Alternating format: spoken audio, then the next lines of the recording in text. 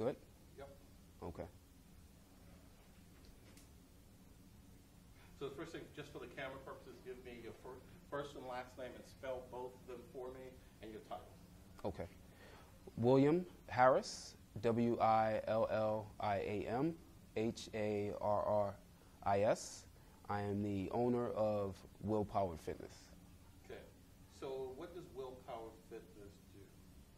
Well, what we do is we have a team, myself and 3 other trainers.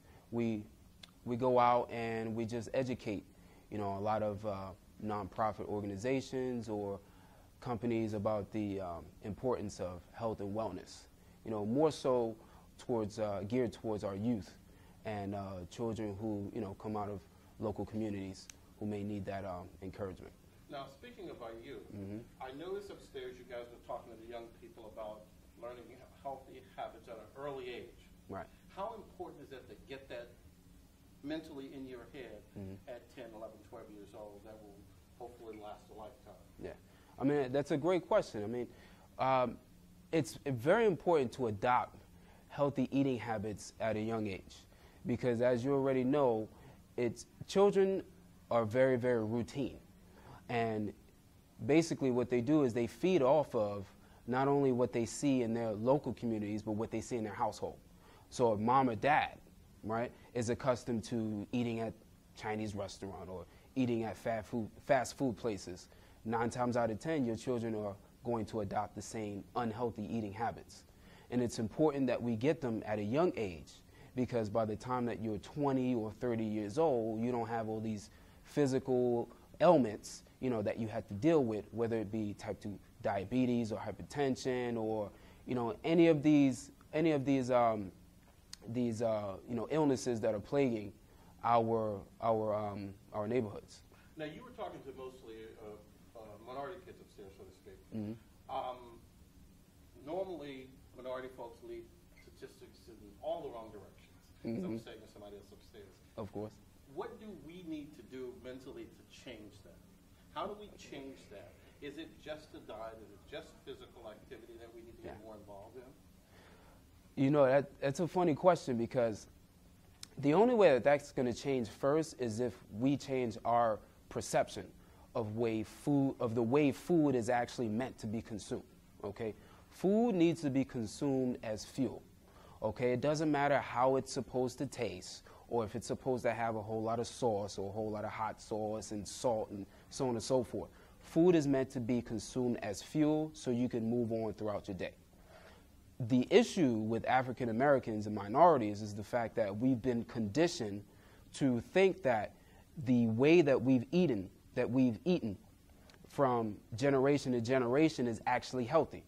I come from a Southern background where when we get together at Thanksgiving or Christmas or holidays, it's actually frowned upon if you don't finish your plate. And that's something that we need to understand that that's a way of thinking that needs to go out the window. Okay, we need to start adopting healthy eating habits and we impose that on our children so they can in turn do the same thing after we're gone and they can hand that down to their children and their children's children. So it's the way of thinking that needs to change. And if the adults don't change that in the household, the kids are not going to adopt the same habits because when they go out into the neighborhoods, what do you see? You see other kids and other families doing the same thing. So it starts with us. Now, people would look at you, 2 things. They would say, you're young, you're physically fit. What do you know about having a weight problem? Well, you know what? At one point in time, if it's an older individual that's saying that, guess what? They were young at one point, and we're not born out of the womb overweight, okay? People fail to realize that, human beings have eaten off the land for hundreds of years, okay? It wasn't until the invention of lollipops and all kind of candy and high fructose corn syrup and McDonald's and X, Y, and Z, it wasn't until that came into the picture when things started to change. There was a shift in the way that we eat and the way that our families actually consume and prepared meals. So you need to understand that it doesn't matter how old you are or how young you are or what you may know or what you may not know, the fact of the matter is this. If you're not healthy, if you don't practice physical exercise on a consistent basis, your body will deteriorate. Period, point blank. It's been proven. Secondly, if you don't adopt healthy eating habits, your body will deteriorate. So it doesn't matter when you start or how you start. The fact of the matter is you need to start doing it now. And the sooner you do it, the more better off you'll be. In addition to that, we need to watch, the amount of alcohol that we're consuming. A lot of people are consuming alcohol in an enormous amount because when you go out with your friends, you feel the need to fit in and you have to consume all this alcohol, okay, just to have a good time, quote unquote. So it's about just being conscious and being aware of what you're putting into your mouth. Because everything that you eat and everything that you feed on isn't necessarily healthy or isn't necessarily good for you. Okay. Let's talk about your involvement today. Mm-hmm. Why did you decide to get involved with the 100 Black Men's in Eagle Academy today? Well, a number of reasons. I grew up in a, I wouldn't say really bad neighborhood, but I grew up in Brooklyn, New York. I grew up in Crown Heights. It wasn't the best area to live in, but that's where I'm from. I still live in Brooklyn with my wife to this day, and we will always live in Brooklyn until the day that we're dead and gone. So my involvement here is to educate, my people on the benefits of health and wellness. And how is that going to happen? People like me. The fact that, yes, I was here at one point. I was even overweight at one point. I weighed 205 pounds, but I made a change. I understood that this wasn't the way that I should be living life, and I needed to change that. Now, things don't happen overnight. I'm not expecting you to create a miracle in some sort of way, but you have to understand that you have to make small steps. Nothing is going to happen within a day. When you start adopting new habits, then that's when it becomes a routine. And when it becomes a routine, then it's easily more manageable from that point on. So that's what we want to instill in the kids. That's what we want to educate them about, starting at a young age, so that when you hit your late teens or your early adulthood, it becomes a routine and it's easily manageable. Because the last thing you want to do is look at fitness or look at health as a chore. When you look at it as a job, then it becomes too hard. And when it's too hard, 9 times out of 10, people struggle and they just don't want to go through with it.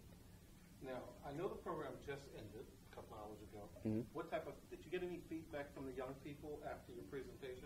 Oh, yeah. Your presentation was very lighthearted. It was very relatable. Mm-hmm. And you have people who are part of your team. Mm-hmm. I just found out from 18 on up. Yeah. So you have almost every walk of life involved in your team. Absolutely. That's very important. The kids, they were thrilled about it. They were excited. We left them with a lot of information, things that, a couple of tips on foods that they should eat, foods they shouldn't eat, even how they should shop in the supermarket. And all of these things are relative. It's about understanding that fitness is a lifestyle change. Okay, when you incorporate fitness into your life, you feel better about yourself. Okay, not only do you improve, your physical appearance, but your relationships, professionally and personally, they improve as well. So everything is relative. Now, something you were talking about upstairs, mm-hmm. and you just kind of made a mention of it a second ago, when you talked about the neighborhood you grew up in. A lot of these kids would say, look, I'm in a bad neighborhood, there are no grocery stores, I can't get fresh fruit. Look, a honey bun takes care of the appetite for a couple hours. What's wrong with that? I'm 12, I'm 11, I'm 10. Of course. Well, you know what? The fact of the matter is that, within the United States mainly, Americans tend to overconsume everything. It's not that I have to have one honey bun, I need to have 3. I can't have one car, I need 4. I can't have one house, I need 3 of them. So that's where the issue lies in itself. The fact that we don't know how to adopt proper portion size. Now, yes, I'm going to be realistic and say kids do eat sweets. I was a kid once. I ate sweets. I ate candy all the time. But guess what? If you don't adopt those healthy eating habits from that young age, then when you become a young adult, all you're going to do is just create the same exact pattern. And then the parents need to get involved as well, because you need to understand, okay, you know what? It's not okay for my kid to drink a jug of Kool-Aid that's this big. It's not okay for me to buy potato chips from the supermarket and then I let my child come home and eat the entire bag. But you know what? Where does that come to an end? It starts with you. Now, with children, you know, it's really funny how it's 2012 and now we have all these kids being diagnosed with type 2 diabetes at such young ages, 10, 11, 12 years old. You know, I never heard anything like that years ago. You know, it's starting to happen now, and there's no coincidence as why it's happening.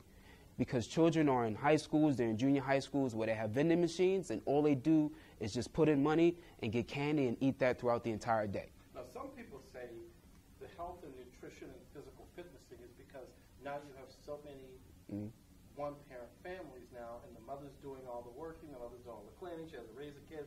So there's times that if the kid wants to go get some fast food or go get something, that's less pressure on her. How do you think that equates being with a lot of single families? How is that a disadvantage in our health and nutrition?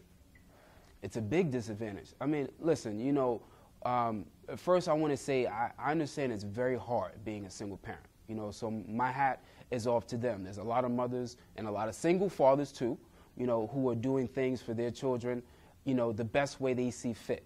Okay, so, you know, I don't want to forget that. Okay, that's something that we need to shed light on. But the fact still remains, even if you're working 2 or 3 jobs, okay, everything in that household starts with you.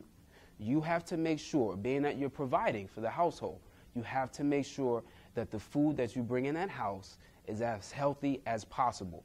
No, you don't have control over what your kids eat when they're outside, but you do have control over what you provide them at home. Because 9 times out of 10, if I grew up in a household where my mom and dad, or my mom, or just my dad, was adamant about healthy eating, and that's the way that I was conditioned to learn from a young kid growing up until I was about 10 years old, I'm not going to go outside and grab a Snickers bar or a bag of chips every other day if I'm not accustomed to eating that.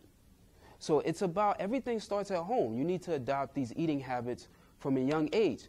Because my son now, okay, I didn't give him soda in his baby bottle, and I didn't give him soda when he was 3 and 4 years old. So guess what? If we went out to eat now and I gave him a glass of soda, he would spit it right back out because he doesn't know what it tastes like.